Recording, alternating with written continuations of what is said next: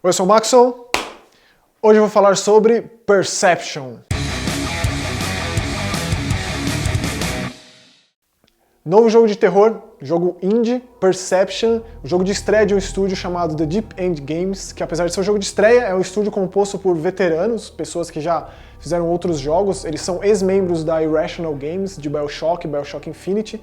Quando a Irrational fechou, eles criaram sua própria desenvolvedora, e o primeiro projeto foi financiado via Kickstarter, e ele é um projeto bem diferenciado, porque não é todo dia que a gente vê um jogo cuja protagonista é uma pessoa cega. Cassie, a jovem adulta do jogo, digamos assim, ela é cega.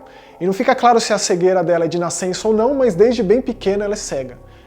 A gente vê no comecinho do jogo ela lidando com esse problema quando ela era menor, e eu gostaria que isso tivesse sido desenvolvido mais, porque é tão legal esses primeiros minutinhos ali que servem como mais ou menos um tutorial para o quão único o jogo é. E ela, através de ecolocalização, ela se situa no cenário e ela consegue ter ideia das coisas que a cercam. Só que essa menina, ela há muito tempo tem pesadelos com uma mansão e com coisas que acontecem, itens dessa mansão. Então ela, atormentada, resolve finalmente ir atrás desse lugar, e ela descobre onde ele fica e vai atrás. No começo do jogo ela chegando nessa mansão abandonada, meio que para desmistificar ou acabar com essa maldição, entre aspas, que assombra ela desde que ela se lembra. Então é um jogo cuja protagonista é cega, tipo, não são muitos os jogos que abordam essa deficiência. Um mais recente que não tange para o terror, mas eu acho bastante assustador em alguns momentos, é aquele Beyond Eyes. É um jogo bem artístico, bonito, aquarelado, meio contos de fada, mas que tem alguns elementos meio assustadores ali para uma garotinha cega, como é para ela viver, né, existir e tal. E um outro jogo de terror que eu sempre vou falar dessa franquia aqui, que é Siren, no caso Siren 2. Um dos diversos protagonistas de Siren 2 é um cara cego, um escritor, tem essa deficiência, e você enxerga um dos poderes de Siren, né, que é esse mundo entre os vivos e os mortos, você enxergar através dos olhos de outras criaturas, outras pessoas, outros monstros, ou de animais. E no caso você enxerga através dos olhos do cão-guia, do Shumikami, que é esse personagem que eu acho maravilhoso, e tem momentos extremamente tenebrosos em Siren 2 com o protagonista, um personagem cego, mostrando aí de uma forma extremamente original. Perception, apesar de ser bem original na proposta em como a gente joga, ele me pareceu um jogo incompleto por vezes, ou então eles precisariam de mais tempo ali para lapidar melhor algumas ideias e fazer um jogo mais completo, assim. Eu fiquei meio chateado no final das contas, para ser bem sincero. Ele é um jogo breve, ele não é um jogo difícil, não existem níveis de dificuldade, e eu gostaria que tivesse mais, porque a história é legal, assim. Então, quando a menina chega lá, ela descobre que outras famílias viveram nessa mansão mal-assombrada, e isso não tem a ver com a família em si, mas com uma presença que existe nessa casa, e que amaldiçoa quem vive lá. Então são ao todo 4 capítulos, e a gente vai regredindo no tempo cada vez mais, com histórias bem diferentes umas das outras de pessoas que viveram lá.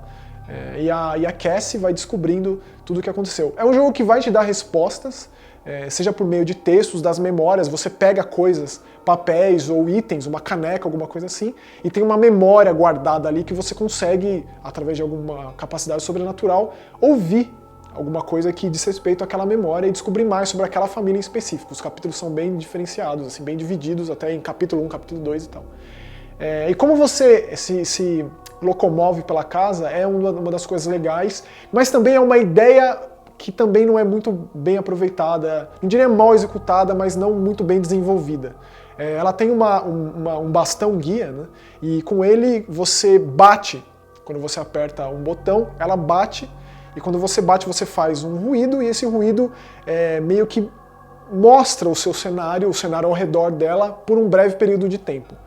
E aos poucos você vai descobrindo que essa casa é meio que viva, e essa presença ela se manifesta com um ruído. Então não adianta você bater muito essa bengala, porque a presença vai aparecer, e essa presença é uma forma fantasmagórica que você não consegue confrontá-la, você só tem como correr e se esconder.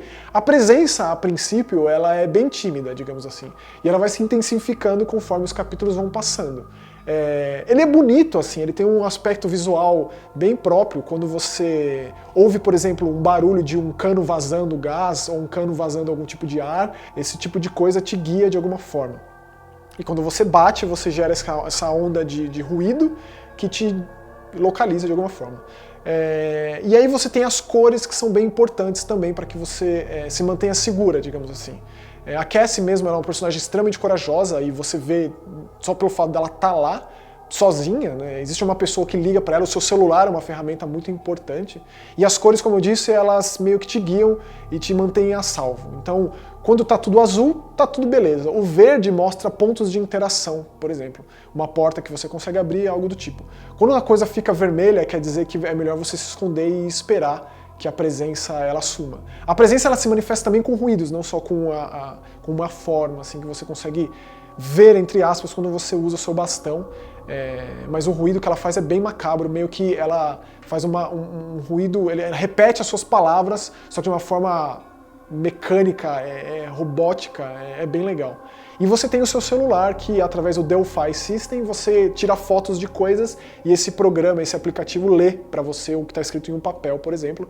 Ou então você tem os Amigos dos Olhos, que é o nome de um outro programa, que você tira foto e uma pessoa em algum outro lugar vai ver aquela foto que você mandou para ela e vai te dizer o que é aquilo. Também é um artifício bem legal, apesar de que você não pode usar isso quando você quer. O jogo ele é bem roteirizado nesse aspecto. Ele tem esses colecionáveis em forma das memórias, em forma das coisas que você encontra, né, dos papéis que você encontra, e eles meio que te tiram um pouco da onde você deve ir. Porque se você tem um botão específico que te direciona para onde você precisa ir para continuar o jogo, e não é assim tão fácil lá para o final você conseguir explorar ele na sua totalidade. Quando eu digo não é fácil, assim, eu quero dizer que você pode deixar coisas passar facilmente. O jogo ele não tem muito desafio, não. Seria mais legal que essa presença fosse mais brutal, assim, fosse mais ameaçadora mesmo, mas não é.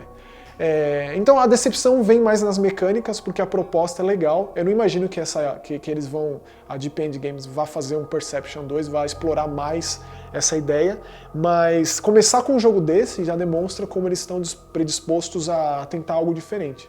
E no terror isso é muito bem-vindo, né? Eu acho que é uma proposta que funciona muito bem para o terror, especialmente porque o áudio ele é muito importante, né? E áudio em terror às vezes é muito mais assustador que qualquer outro aspecto do jogo. Infelizmente nesse jogo eu diria que é tudo de mediano para baixo, nada se sobressai, ainda mais quando a gente lida com ideias novas, supostamente novas, que não são assim tão bem executadas.